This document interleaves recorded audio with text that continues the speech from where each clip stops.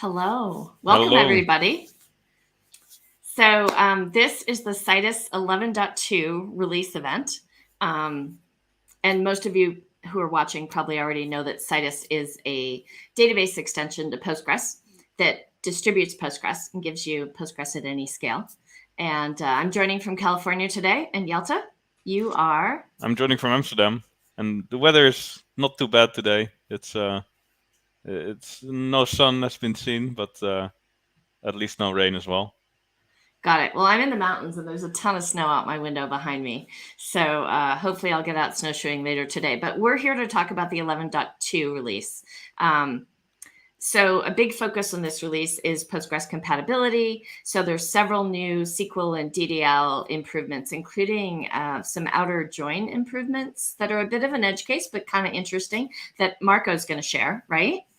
Yes, Marco's going to show some examples of the joins you can do now and you couldn't do before. Awesome.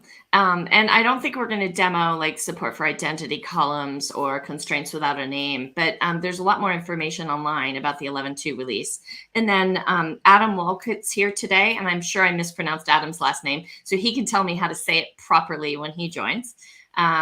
And he's going to be talking about the shard rebalancer and progress monitoring, right? Yes, he is.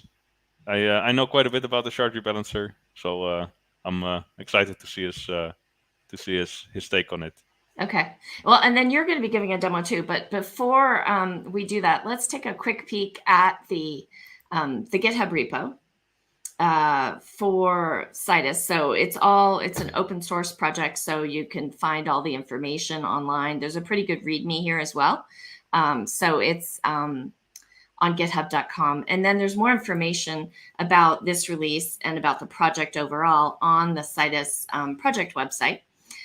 Which I'm also showing now. And there's a really good 11.2 overview blog post that Marco wrote that you can find that if you want to start with an overview, I think does a pretty good job telling the story about what's new in 11.2.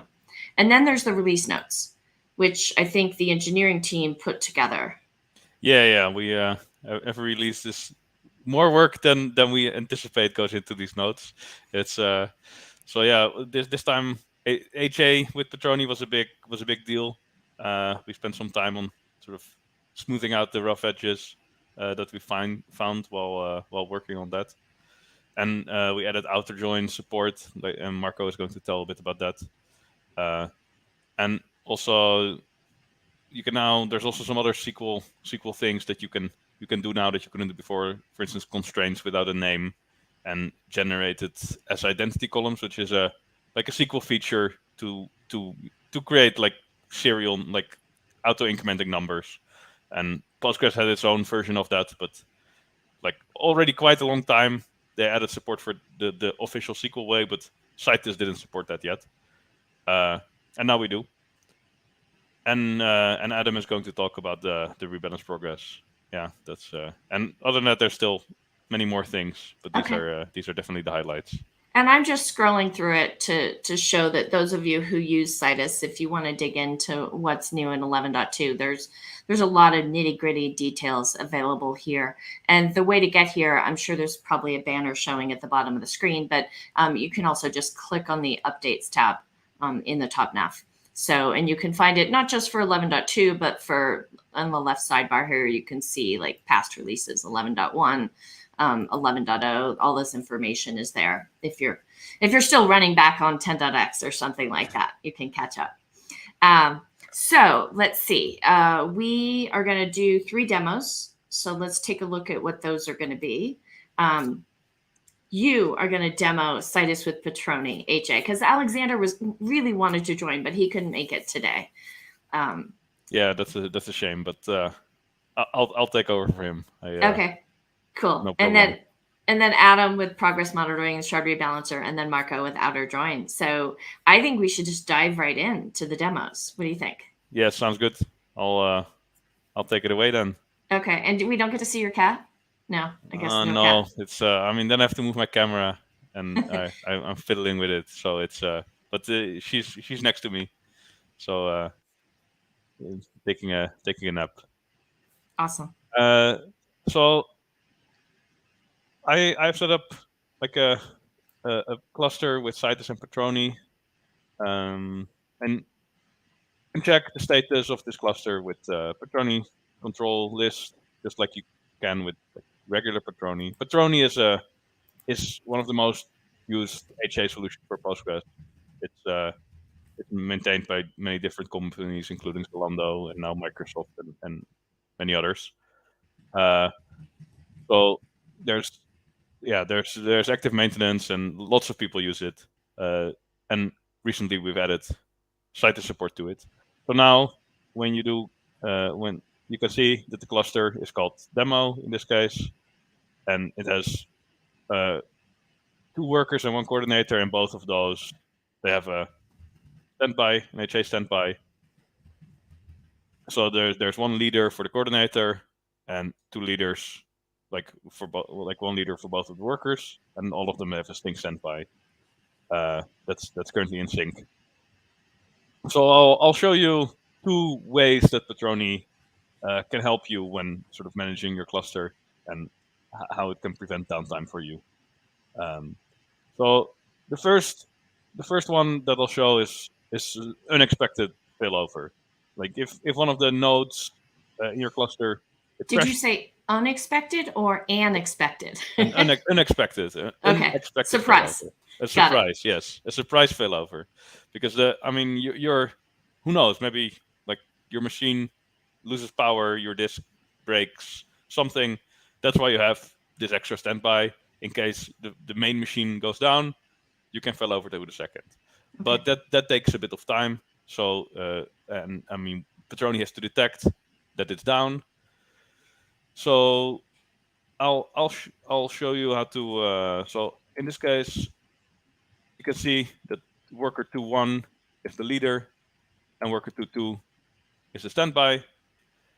And I'll send some queries. I'll do some continuous inserts to the database through the coordinator, and this is the time at which like it happens.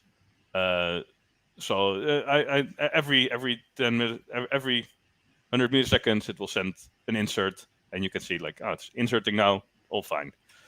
And we're going to kill worker 2.1, which is the current leader. So we'll kill that one, and you can see now it stops, and it's so there's no more flashing in the bottom right. No more flashing, yes. Okay. No more flashing in the bottom, and let's see. So, and if it tries to do it again now, it's still sort of broken. And usually you get an error, but for some reason this time it's even works even better than normal. Yes, no, I don't know. It's normally you get like some hard error saying, oh, I couldn't connect. It's broken, and then after a while it starts working again. And you can see like the other workers completely gone from Patroni, from the Patroni list, because Patroni removes it automatically. And we can easily add it back again, like restart the machine pretty much.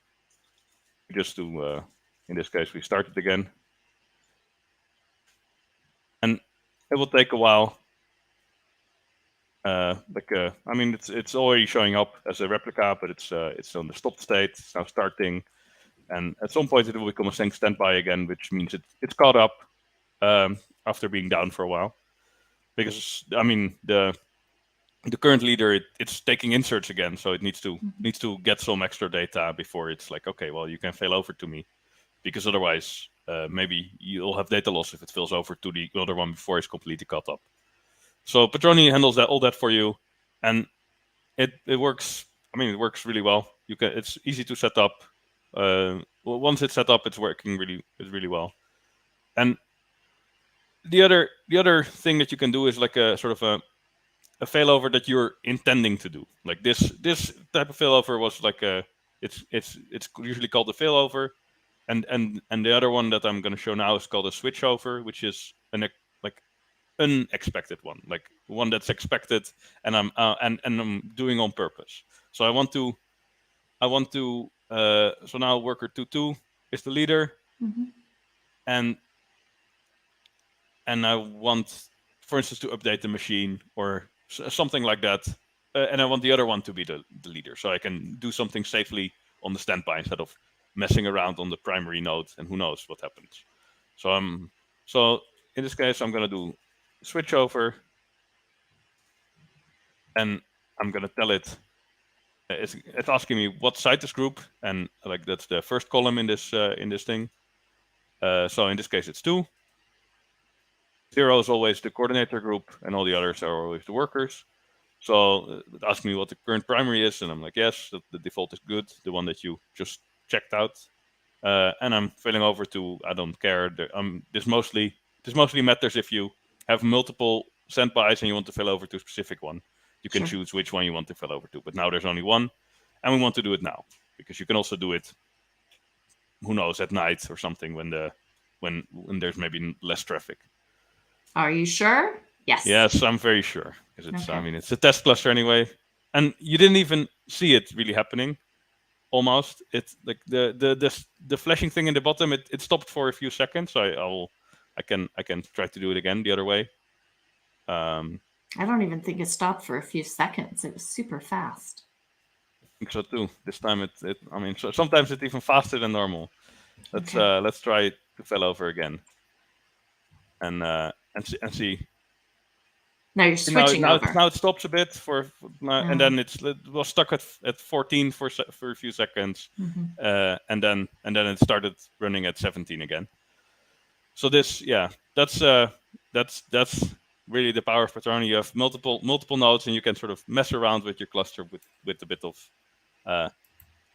without worrying too much about, oh no, my cluster will be down.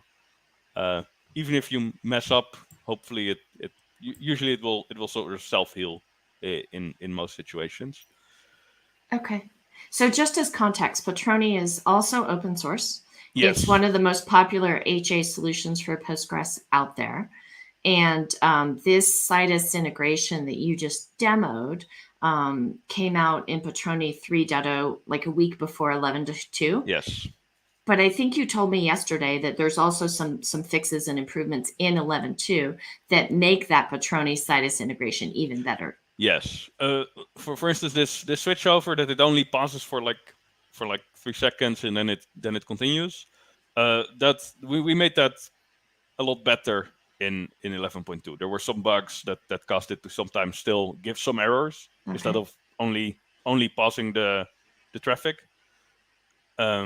So with 11.2, you don't have those, and there's also during rebalancing, if you rebalance and fail over in the middle, now Citus will automatically sort of handle that. It will continue with the rebalance with the new node. Before it would sort of get stuck trying to rebalance to the node that was not the primary anymore, and it would continuously fail. So now we have a few of those kind of fixes that they're not required. So you can use Patroni with Citus until like I think version 10, but it's recommended to use the latest version to have the all the nice smoothed out experience.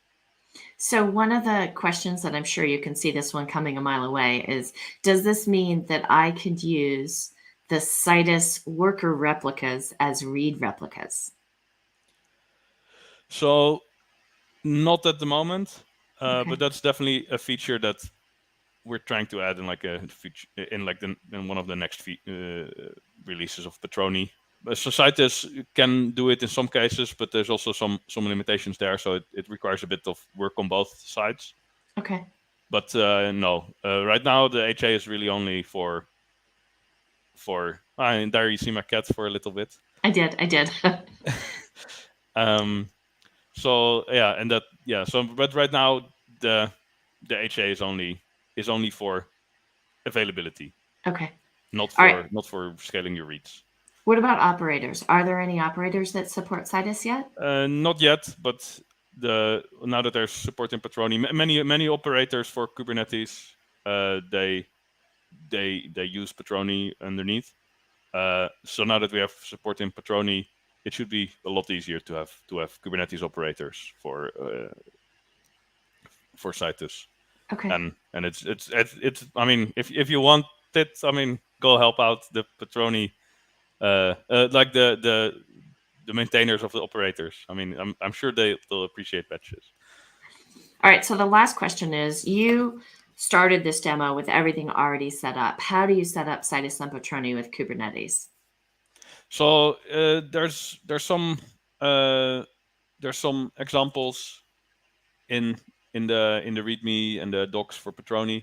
Okay. And there's so I would say go take a look at the Patroni documentation. There's a example Kubernetes file for Patroni. It's Okay. more like a dev cluster, like to test it out. It's not really production ready. For instance, it doesn't have any backups or stuff like that. But it would be a good starting point to look at, and the documentation also explains very well how to configure everything. Okay, and I know in the blog post on the Citus website, Marco's Citus 11.2 blog post, in the Patroni section, there's links over to the Patroni docs from there. But you could just Google it and find it as well. Okay, yes. Cool. Well, I think it's time for us to welcome Adam to join and tell us how to pronounce his last name. So, hi. Adam, welcome. You're joining from Poland. Yes, correct. Warsaw, Poland. Yeah. And you pronounce my name Volk. And yeah, and I tend to tell English-speaking people that it's like the Volk in revoke. Got it. Okay. And that's easier. Well, you are here today to talk about the shard rebalancer, specifically the new progress monitoring feature in 11.2. And I know Yelta knows a ton about that. Yes. I did a lot. I did a lot of work on the shard rebalancer in the past. This time, I mostly helped other people do the work. So I'm very excited about what Adam has to tell. Yeah, and I'm even more excited because now us mere mortals also can know what the rebalancer is doing. Before it was very hard for people to understand what's the progress, how long will it take, is it doing anything, like am I sitting here waiting 3 days for it to do something, or did I do something wrong? So we addressed part of those problems in previous releases by making the rebalancer a background task, and that removed the cases where you accidentally closed your laptop and didn't know that it stopped for that moment. Okay. But right now, we also give you these deep insights into the actual byte level progress of it, so that you can see it making progress and have that hard content that it's doing its work. So if we can swap to my terminal. And just basic context, let's define shard rebalancer for a second. It's what people will use when they need to basically balance all the data, the shards, across their nodes. And the canonical case I always think of is when you add a new node and it's empty, right? Mm-hmm. Okay. Exactly. And we are going to do just that. Okay. So to give you some context on my setup here, I don't have any distributed tables. There is one table I prepared, and if we look at its size, so the table I prepared is observations. Its size is 219 megabytes. It's just random data, very basic table. Nothing interesting in it. Roughly 3 million lines of records in it. So it's a decently sized table for our test. And as you can see, we don't have, like this one query here. The purpose of it is checking where the shards of a distributed table reside. Since we don't have anything distributed, this specific node is empty. Okay. And just let me fix my local setup. Just a moment. Okay, that should be better. Sorry about that. So what we are going to do right now is we are going to distribute this table. And you might remember create distributed table concurrently from the previous releases, which essentially takes a table, a local PostgreSQL table, and distributes it among available nodes concurrently. And you can continue doing inserts on it, but it's not part of this demonstration, so we are not going to do that.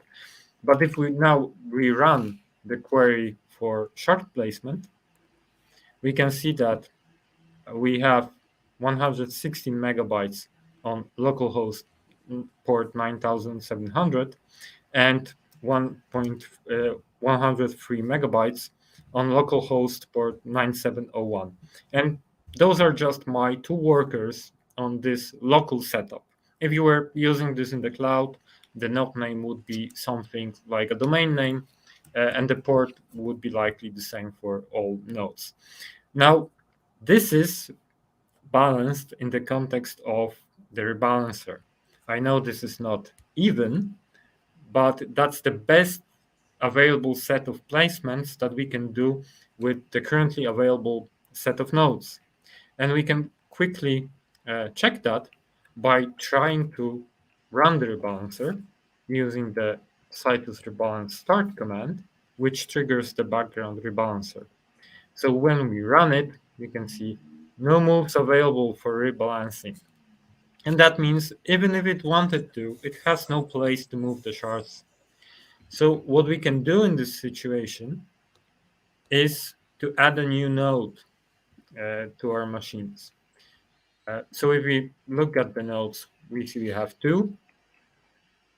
We will now run Citus add node to add a new machine on port 9702. And now we have a new node added. You can see it here. And now if we go back to our shard placements,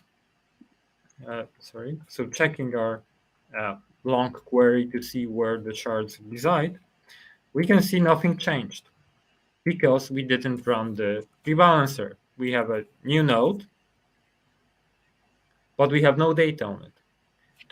To actually have the data move to that new node, we have to run the rebalancer. And for that, we are going to do some small setup. I'm running a new PSQL terminal connecting to one of the nodes.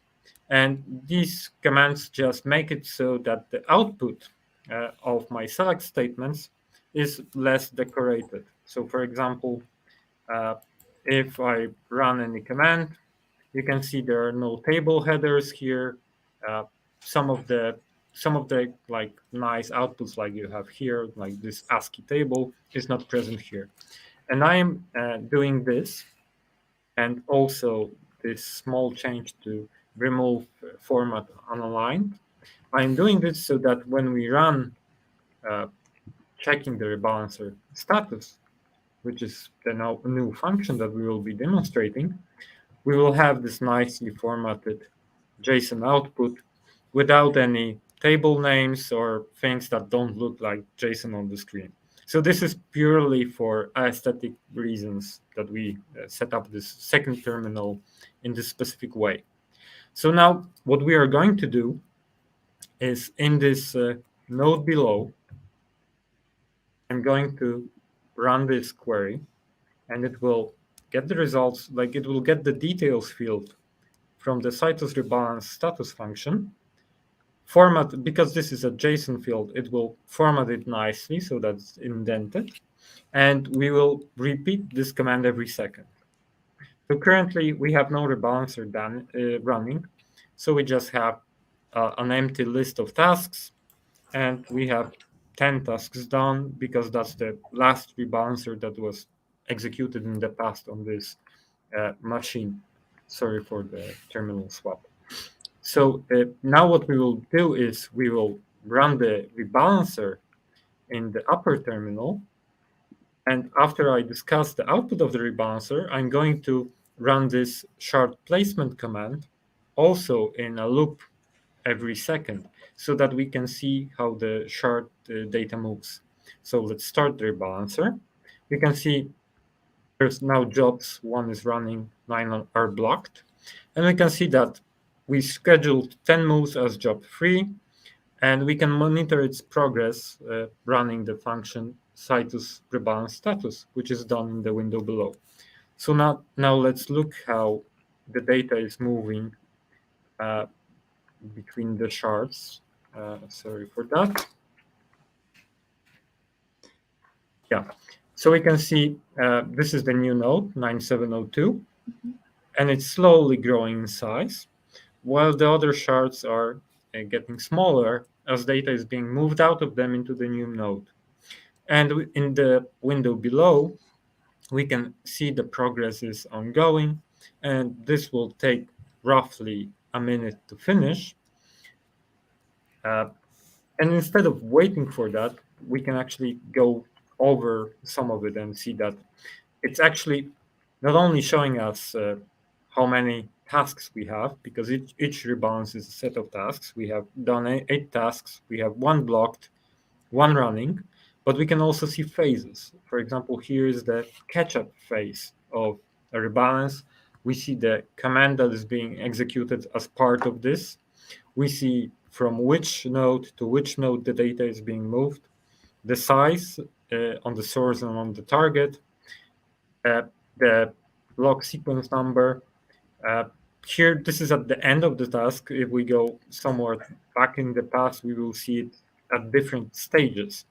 So what you would normally do, like here we see it at 20 megabytes and only 18 megabytes at the target node. Here we see a different, this is completing of a different move, etc. So the point is that, for example, different sizes of lags, right?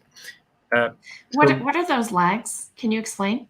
Yeah, so if you ever worked with a failover node like Jelte explained with Patroni, you have one primary node and a secondary node that's ready to take over in case of this one failing. And in order to do that, the failover node constantly replicates the write-ahead log of the primary node. And a healthy way to measure what's happening is to see how far behind in replaying that log the failover is. And this is called lag. Okay. And this is measured by looking, so this cryptic number here is a hexadecimal offset within the whole write-ahead log of the write-ahead log. So by looking at these numbers, you can calculate the amount of bytes of lag that you have behind the primary. And since we are using replication to move data around in the rebalancer, we use the same metric in some phases. So okay, so this doesn't have to do anything with Patroni. It's yes. the okay. Yes, it doesn't have to do anything with Patroni. It's just the way replication works. So how this is intended to work, of course, is you can look at the JSON output and see that work is being done, that bytes are moved across the network, that tasks are being finished, tasks are being run, etc., to have a sense of the progress. But you can also go further and, for example, graph this out on a Grafana dashboard and have some better insights into what's happening in your cluster. And since this is the background rebalancer, and maybe I will do it on the upper side because it's already finished, we can see all the rebalances that were done in the past. These ones are when I prepared for this demo, and this one is the one that we run right now. And it took like 1 minute and 1 second to completion. So, for example, you can imagine having this displayed on a dashboard and showing you all the rebalances, and you can catch any anomalies in how long it took or what it did or when it ran. So what's the expectation for users? Will they just be viewing and reading this JSON output directly the way that you just were? Or are you expecting most people to pipe it into some other kind of monitoring dashboard? So if you really have long rebalances and you have a need to see the progress constantly, then I expect you to integrate this into your dashboard. But I expect most people to actually run this query once in a while, to make sure things are being done. I can go back to my work. It's doing stuff. To get a bit of a sense of how far along it is. Yes, because also it's not really possible to completely estimate how long will it take, right? Because replication doesn't work like that. You can't estimate clearly how long the indexing will take, the data move over the network will take, but we can give you a good sense of work is being done and how fast. Okay. So Jelte wrote a blog post a couple of years ago now that I think hit top front page Hacker News, about the fact that the shard rebalancer is open source. And in fact, all of Citus is open source. But I'm just mentioning that as well, that everything that you just demoed is part of the open source repo, downloadable, available. Because some people might not realize that, right? If you go back in time many years, it didn't used to be open source, but it has been for a while now. Mm-hmm. Yeah, it's really nice. Okay, so I think unless there's anything else, Yeltsin, do you have more questions? No, I think we covered everything. I think so too. Thank you very much, Adam. This was awesome. Yeah, great to see. Okay, so the next person who we were supposed to introduce right now is Marco Slot, who is the architect of Citus, and he couldn't make it. And so what he sent in his stead was a recording, right? Yes. So can you give the intro, Yelta, for the demo that we're about to see? Of course. So Marco will tell us about some joins that we couldn't do before, in particular outer joins between reference tables and distributed tables. This is kind of an edge case, but you couldn't do it at all before. So now you can, and if you needed it, I mean, it was a thing you would run into, and now hopefully not anymore. Okay. Well, I think we should roll the video and let's see what we learn. Hey everyone, sorry for not making it live, but I wanted to share with you some of the exciting SQL improvements we have in Citus 11.2. So a big theme of the 11.2 release is Postgres compatibility. And what we mean by that is that if you distribute a table, most Postgres features will just work on that table, but there's some DDL commands, some types of SQL queries that are not yet supported, though the list is getting smaller and smaller. But so in 11.2, one of the important SQL features that we tackled was the notion of an outer join between a reference table and a distributed table, where the reference table is on the outside. Now, to show you that feature, I'm first going to show what happened in 11.1, and then what happens in 11.2. So I'll construct a little scenario that might be relevant to today's release event. So I'll create a table of participants with participant ID and a participant name. This is going to be a small table. There's only ever going to be so many people participating in release events. So I'll turn this into a reference table.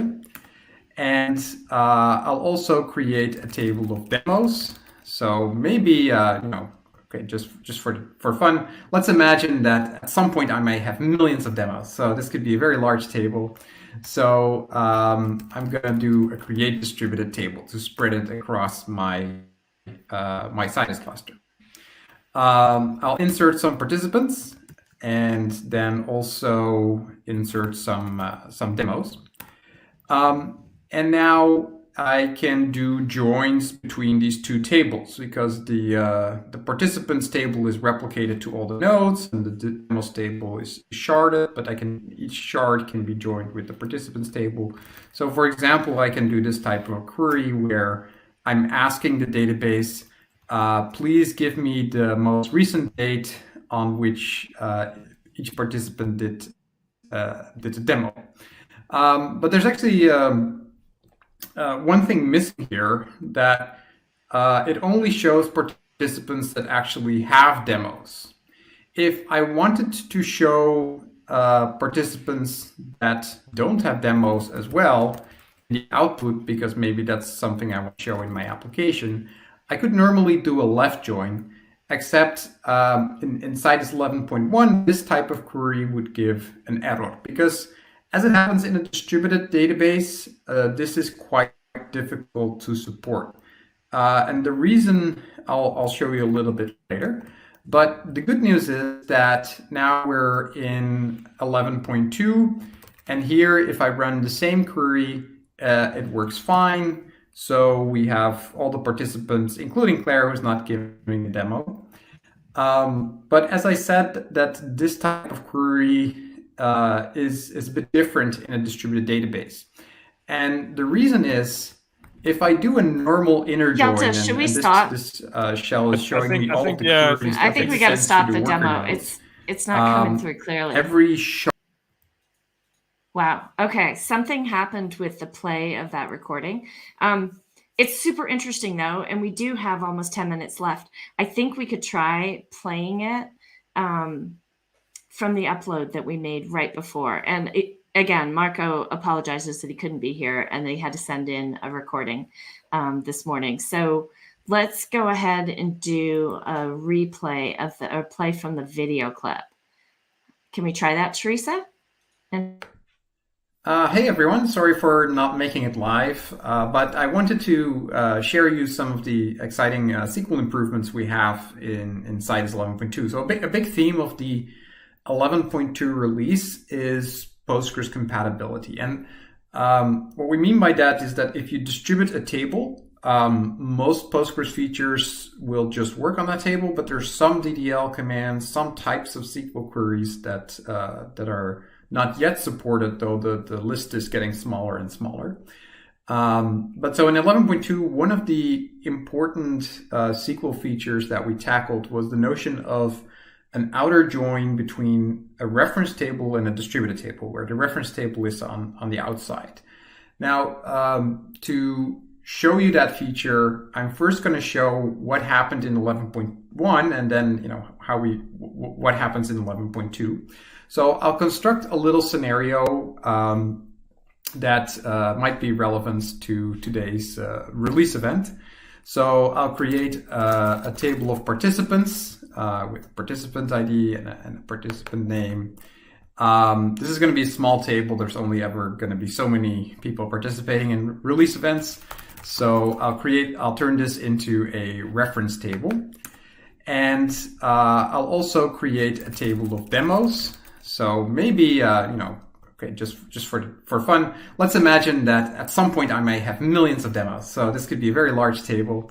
So I'm going to do a create distributed table to spread it across my Citus cluster. I'll insert some participants and then also insert some demos. And now I can do joins between these two tables because the participants table is replicated to all the nodes and the demos table is sharded, but each shard can be joined with the participants table. So for example, I can do this type of a query where I'm asking the database, please give me the most recent date on which each participant did the demo. But there's actually one thing missing here, that it only shows participants that actually have demos. If I wanted to show participants that don't have demos as well in the output, because maybe that's something I want to show in my application, I could normally do a left join, except in Citus 11.1, this type of query would give an error, because as it happens in a distributed database, this is quite difficult to support.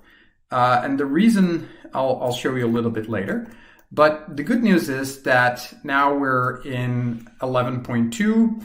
And here, if I run the same query, it works fine. So we have all the participants, including Claire, who's not giving a demo. But as I said, that this type of query is a bit different in a distributed database. And the reason is, if I do a normal inner join, and this shell is showing me all of the queries that get sent to the worker nodes, every shard of the demos table gets directly joined with the local copy of the participants table. So each one is joining with the same copy. And that works fine because every shard will return a different set of rows. But if I were doing a left join where the reference table was on the outside, I would get the non-matching rows back from every shard. So rather than getting one Claire, I would get 32 Claires, and that's really a lot of Claires. So to support the left join, we need to make sure that basically the the unmatched rows are only happening in one place. And the way we do that right now is using a distributed subplan. So first there is a scan on the demos table, and that the results from that scan get collected in one place and written to what we call an intermediate result. This is like a temporary file. And that gets joined with the reference table.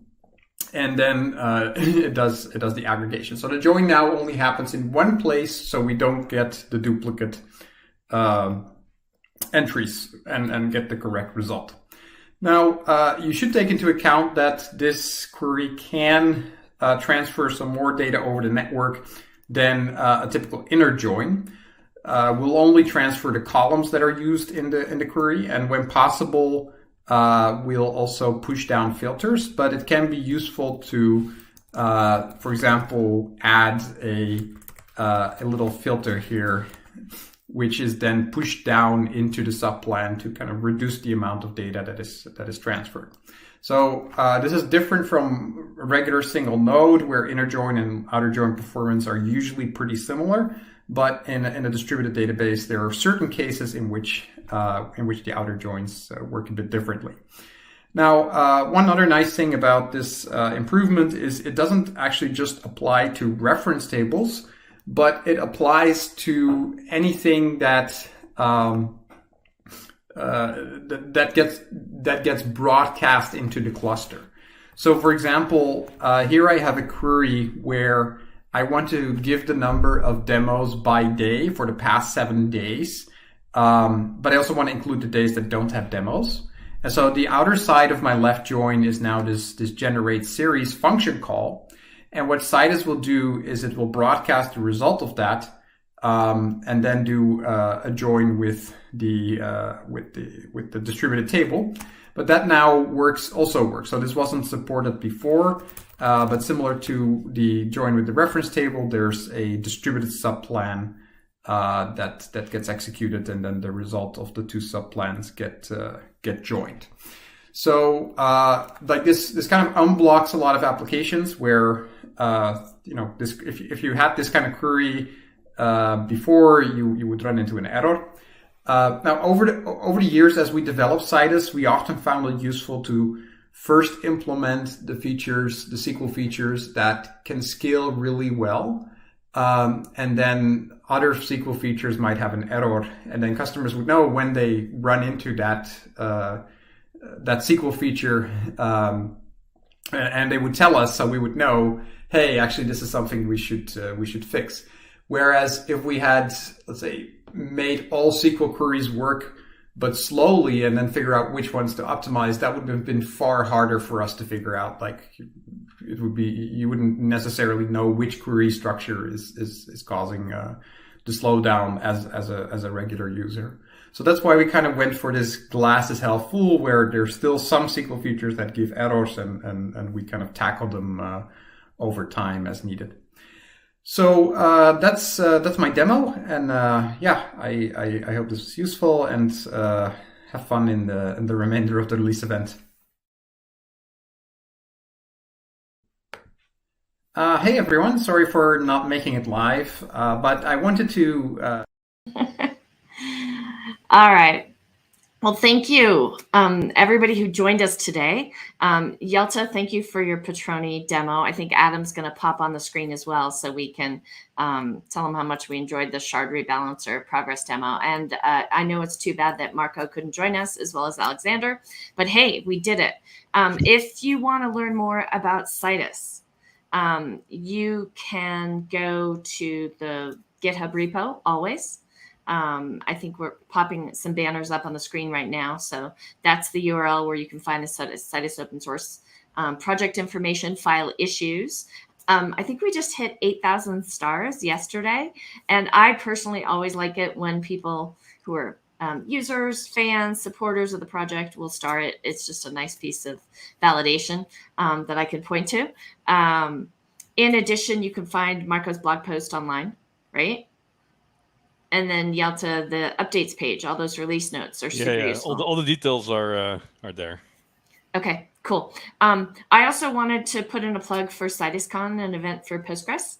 It's happening soon in April. It's in its second year, and it's a free and virtual event with all sorts of speakers who work inside Microsoft on the Citus and our Postgres offerings, but also a lot of people from the Postgres community, as well as customers and users. So the schedule will be announced on March 1st. And again, it's happening in April. So just if you want to find out more or save the date, mark your calendars, there's that information. I could not be more excited about the talks that were just accepted. And if you submitted and you haven't received notification yet about whether your talk was accepted or not, check your junk box, because we've heard from a couple of speakers that that's where they found their acceptance or the decline, or that they were on the waiting list. Okay. Again, I mentioned GitHub before, but seriously, file your issues, reach out to us. You can also ask questions on Slack Or Stack Overflow. Yeah. That's always a popular place. And thank you to everybody who joined us. Thank you. Thanks.